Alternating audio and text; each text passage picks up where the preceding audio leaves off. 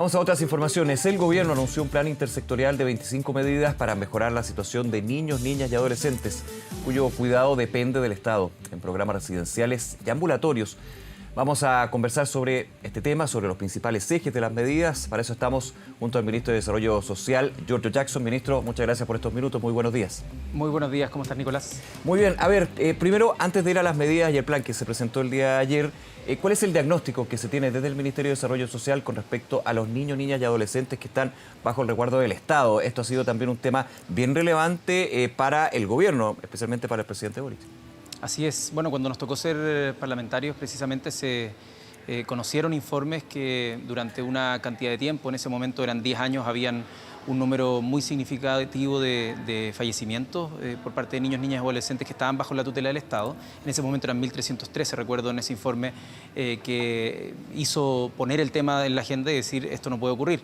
Eso también aceleró los distintos procesos legislativos. Hoy día podemos contar con un diagnóstico en el cual tenemos una ley de garantías de la niñez y por lo tanto tenemos que el servicio que antes existía, que es el CENAME, se ha dividido en dos. Y hoy día tenemos, por un lado, hace ya un año de funcionamiento, el servicio de protección especializada, Mejor Niñez, para los niños que han sido vulnerados en sus derechos. Y por otro lado, se está a punto de implementar, está en el Tribunal Constitucional, lo que vendría a reemplazar la otra parte del CENAME, que es el servicio de reinserción juvenil. Y por lo tanto, con esos dos servicios uno tiene una institucionalidad un poco más robusta para poder abordar estos temas respecto a niños vulnerados en sus derechos y a aquellos que son infractores de ley. Pero sobre todo, lo importante y el desafío que tenemos como gobierno es implementar la Ley de Garantías de la Niñez, que lo que implica es que todos los ministerios tienen que asumir alguna responsabilidad para poder evitar cualquier vulneración de derechos en la infancia. Y en ese sentido le hemos presentado al presidente 25 medidas, principalmente coordinadas entre el Ministerio de Salud, Ministerio de Educación y Ministerio de Interior y Seguridad Pública, para poder evitar aquellos aspectos que son más sensibles a la hora de entender el fenómeno de cómo ocurren estos fallecimientos y por lo tanto estas muertes. Y en ese sentido damos un paso significativo, que no va a ser el último en ningún caso, sino que es un paso inicial que hacemos como gobierno para poder una línea exigente de gestión que va a ser coordinado por la División de Coordinación Interministerial, por la Presidencia y también por el Ministerio de Desarrollo Social a través de la Subsecretaría de la Niñez. Y estas medidas contemplan acciones directas, concretas, con plazos y metas para que los ministerios se comprometan y podamos tener resultados concretos ya el próximo año. Sí, hemos hablado muchísimo aquí en el canal sobre los desafíos y lo que implica esta ley de garantías, todo el proceso que fue su discusión de Ursa Gras, digamos, pero que finalmente y tiene un punto bien relevante.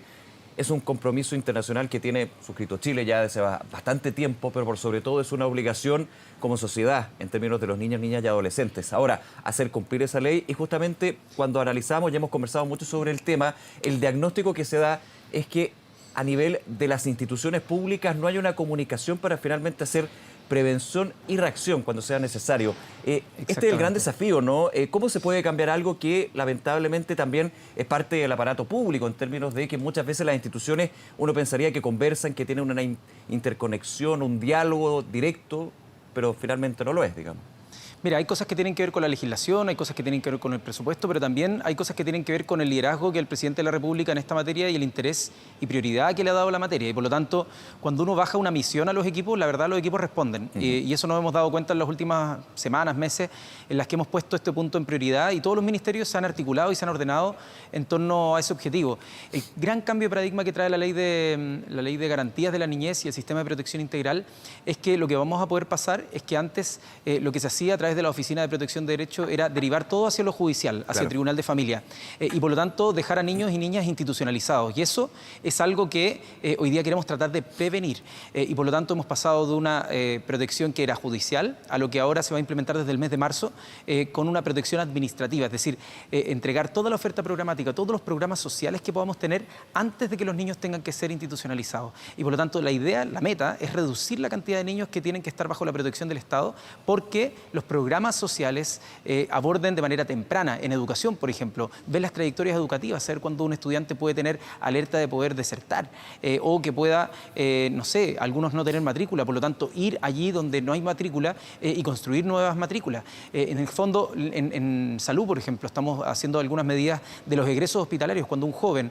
llega a un establecimiento de salud con heridas cortopunzantes o con algunos problemas de salud mental, la idea es que en el egreso, es decir, cuando salen de ese hospital, la idea es que puedan tener un seguimiento concreto para que eso no continúe en alguna profundización de los problemas. Claro. Salud mental, educación y también prevención del delito con el programa Lazos y también con nuevos cupos para tratamiento en el consumo problemático de drogas y alcohol, que son factores súper importantes a la hora de determinar la conflictividad que pueda derivar en alguna muerte. Así que la verdad, este primer paso para nosotros es súper importante. Hemos involucrado también al resto de los ministros y ministras del comité para que para la próxima sesión, en el mes de marzo, ellos vengan con propuestas desde sus ministerios, quizás desde cultura, desde deporte, desde ciencia, desde vivienda, puedan incorporar nuevas medidas que nos permitan anticiparnos y proteger la vida de niños, niñas y adolescentes que están en un entorno de mucho mayor vulnerabilidad. Ministro, ¿se potencia también la primera línea de detección de cuando hay vulneraciones para niños, niñas y adolescentes? Usted bien lo dice, el problema que se ha detectado durante años con respecto a este tema es que se judicializa. Solamente se busca la judicialización y eso tiene evidentemente varios problemas. Si se llega a eso, obviamente hay que llegar a ese punto, me refiero, pero tratar de no llegar a judicializar todos los casos. Siempre aquí hay oficinas, por ejemplo, en su minuto lo era del Servicio Nacional de Menores, también desde el Ministerio de Desarrollo Social. Esa primera línea, insisto, de detección, de protección, se potencia también esto a nivel regional, porque muchas veces nos quedamos solamente con la institucionalidad que puede haber aquí en Santiago, pero en regiones es bien complejo también detectar cuando un niño o una niña está frente a una vulneración y lo que se debe hacer para tratar esta situación. Todas las situaciones son distintas también. Absolutamente, por eso tiene una patita por educación, donde vamos a estar capacitando a los equipos educativos, también profesores, profesoras, por supuesto, para que tengan todas las herramientas para identificar cuándo hay abusos, cuándo hay vulneraciones de derechos, cuándo hay, por ejemplo, problemas de salud mental o intentos suicidas, y tener protocolos para ese tema. Pero por otro lado, con lo regional que tú mencionabas, hoy día estamos con 15 oficinas locales de la niñez. Esas oficinas son clave, ¿ah? Las oficinas locales son clave, de la niñez. porque son precisamente las que van a permitir en cada municipio entregar la oferta programática, las distintas opciones que tienen los niños, niñas y adolescentes cuando ven vulnerados sus derechos o cuando algún órgano del Estado, carabineros o los mismos visitadores que son trabajadores sociales que van a las casas, ven que hay una vulneración de derechos, se activa inmediatamente un protocolo. Lo mismo con las escuelas, cuando dejan de asistir también se activan protocolos o del sistema de salud también se activan protocolos. Y eso hoy día lo vamos a extender, vamos a llegar a fin de año con 90 oficinas locales de la niñez, que era la meta poder tener implementadas con convenios en los municipios y el próximo año otras 60 municipalidades, así que estamos bien desafiados. Por supuesto, uno nunca puede decir estamos satisfechos completamente porque la frustración cada vez que tenemos el informe de un niño, niña o adolescente que ha fallecido por distintas razones, nunca va a ser materia de alegría hasta que uno complete como la meta absoluta, y eso obviamente que exige un trabajo no solamente de un gobierno, sino probablemente de varios gobiernos, pero el mandato del presidente Gabriel Boric es que en su periodo hayamos tenido todas las condiciones para que la Ley de Garantías de la Niñez esté plenamente en funcionamiento, pero más allá de eso, que existan entre medio protocolos administrativos, no de obligación legal, administrativos, que permitan que las personas que son menores de edad, niños, niñas y adolescentes, puedan resguardar sus derechos. Sí, ministro, para este plan hay plazos, ¿no? Va a depender también de los insumos de cada uno de los ministerios, por ejemplo, las distintas dependencias del Estado, lo que estábamos comentando y te explicaba. Pero estos plazos se van dando de manera inmediata, a mediano o largo plazo, principalmente por la urgencia que se tiene con respecto a este tema, ¿no? Hay algunas cosas que se están implementando de forma inmediata y hay otras que tienen algunos plazos que exigen, por ejemplo, para el sistema escolar, aunque pareciera de perogrullo, pero los niños, niñas y adolescentes que están bajo la tutela del Estado, bajo la protección del Estado, no tenían garantizada la matrícula en los colegios, es decir, podrían haber quedado fuera en alguna admisión escolar. Y ahora lo hemos incorporado en el 15% de prioridad, como son, por ejemplo, los hijos, hijas de funcionarios que trabajan en el establecimiento o los hermanos de estudiantes que ya están ahí, que tenían una prioridad según la ley. Ahora estamos incorporando administrativamente la prioridad para estos niños, niñas y adolescentes para que siempre encuentren un cupo. Esa es una medida, por ejemplo, de las 25 que pueden parecer como cosas básicas, como por ejemplo que cuando egresen de un hospital después de, por ejemplo, haber tenido un intento suicida, que tengan seguimiento antes de las 48 o 72 horas y luego que tengan una visita profesional antes de los 10 días. Yo por decir eso, usted dice estas cosas son básicas. Que puede parecer básicas, que uno diría, pero ¿cómo no se le ocurrió antes? Pero es que aquí está, y no quiero quedarme solamente en el problema, porque uno podría criticar justamente cómo no se tenía claro esa situación, esa medida que es una medida mala, digamos, o la falta o la inacción, digamos, del Estado, pero principalmente es lo que ha sucedido durante mucho tiempo Y ahí está la complejidad, también hay que cambiar muchas veces filosofía digamos, de una repartición,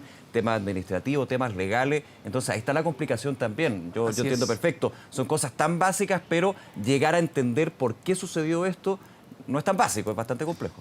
No, pero esto ha venido siendo un diagnóstico que hace mucho tiempo se ha venido construyendo. Esto no parte con nosotros, el diagnóstico, pero lo que nos dio la sensación cuando a mí me tocó asumir ahora es que habían varias cuestiones que requerían de no más recursos ni tampoco cambio legislativo, sino que de poner a los equipos a ser creativos, decir detectemos qué cosas están faltando y que podemos cambiar nosotros por nuestro mutuo propio.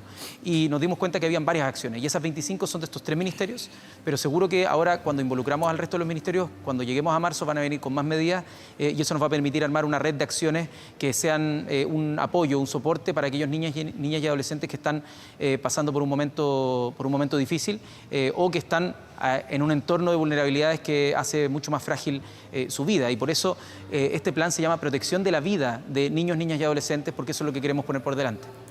Sí, ministro Jackson, agradeciendo sus minutos y esta conversación, por supuesto. Por último, para terminar, que llevarlo a otro tema, entiendo que durante la tarde usted está citado para la Comisión de Desarrollo Social de la Cámara con respecto a la denuncia que presentó en Contraloría hasta el minuto la ex seremi de la región metropolitana, Patricia Hidalgo, con respecto a presiones. Ella denuncia presiones. Primero, las expectativas que tiene con respecto a esta citación a la comisión y, por sobre todo, si este tema, ustedes lo han descartado de que haya habido presiones, pero de todas maneras complejiza la situación del ministerio, ¿no? No, la verdad es que estamos sumamente tranquilos, tanto por lo que tenga que esclarecer Contraloría, como también estamos esperando lo que vaya a ser el trabajo que se realiza a través del sumario administrativo que yo instruí para que se investigara todo lo que ocurrió en este caso muy sensible de una niña de 11 años que fue víctima de una vulneración gravísima a sus derechos en uno ¿Usted mantiene que este fue el punto de por qué finalmente se desvincula a Patricia Hidalgo, ¿no? Absolutamente. Eso fue una decisión que yo tomé, consultando, por cierto, al Ministerio del Interior, que es el jefe del gabinete dentro del ministerio, o sea, de todos los ministerios, y por lo tanto yo tomé esa decisión porque está dentro de mis potestades legales, y yo, por supuesto, voy a ir a explicar las razones por las cuales tomé esa decisión y espero que los diputados y diputadas puedan escuchar lo que tengo que decir y yo estoy absolutamente tranquilo de cómo obré en este tema. Claro, la visión o la postura de la ex-seremi es totalmente distinta, por supuesto. En esta historia siempre hay dos caras, digamos, y finalmente uno tiene que llegar a cuál es la última verdad, digamos, y aquí se va a ver, usted lo dice, por el sumario administrativo, pero también por la denuncia que interpuso Patricia Hidalgo Contraloría. En términos de los tiempos, para finalmente tener claridad sobre esta situación, ¿ya hay una mirada con respecto a cuánto podría demorar Contraloría o cuánto se podría dar la resolución del sumario administrativo? El sumario administrativo tiene sus tiempos, donde hay un procedimiento que está bastante normado, así que ahí vamos a ver cuándo va a resultar. Esperemos que en las próximas semanas o el próximo mes pueda tener un resultado concreto y que vaya avanzando. Por otro lado, también nosotros pusimos todos los antecedentes en la Fiscalía Centro Norte. Me junté con el fiscal Armendáriz para conversar sobre este tema y cómo poder evitar futuras situaciones donde los derechos de niños, niñas y adolescentes se vean vulnerados de esta forma. Y por otro lado, Contraloría tiene sus tiempos, nosotros no nos podemos inmiscuir en lo que vaya a ser, así que, pero como te decía antes, estamos con absoluta tranquilidad de cómo hemos obrado y entendiendo que los cargos de Seremi no son cargos de funcionarios de carrera, son cargos en los que existe confianza política y cuando concurren 11 días en los que ocurre esta situación y yo no recibo ninguna información por parte de la autoridad política regional respecto a que esto haya ocurrido, la verdad es que podrán entender las personas en la casa, uno pierde la confianza de que se vaya a ser suficientemente diligente respecto a un tema tan sensible como esta vulneración gravísima de derechos de una niña de 11 años. Ministro Giorgio Jackson, muchísimas gracias nuevamente por acompañarnos, que le vaya muy bien. Muchas gracias, Nicolás, que esté muy bien. Buenos días. Chao. Chao.